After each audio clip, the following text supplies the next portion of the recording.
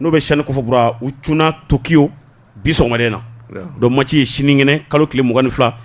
Alu Badara Jalo Konti a n'a ka cɛdenw duratira maa 20 ani maa 7 soden maa 2 ya la n bɔra k'o fɔ kunun o bɔra ɲɛmɔgɔ so kɔni fanfɛla na sa i b'a ka Sidibikɛ Magasa secrétaire général ale bɛ kɛnɛ ka fɔ taa se Kumasiri Sila ni cɛ 2 ye kibaru sɔrɔ k'a fɔ k'u dara tɔn équipe kan ka taa Tokyo kaw fɛ an bɛ dugawu kɛ Ala ka u jɔyɔrɔ bɛ tintima burapele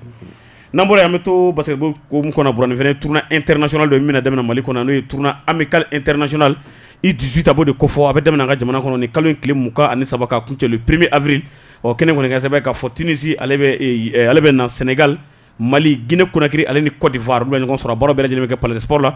basketball de ko don tournoi amical international U18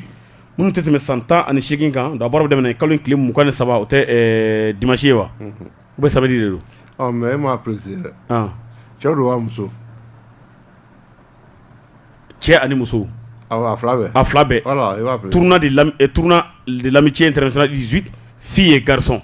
donc du 23 mars au 1er avril 2024 a bɛ kɛ palais de sport la jamana minnu kɔni ye kɛnɛ sɔrɔ ka na o ye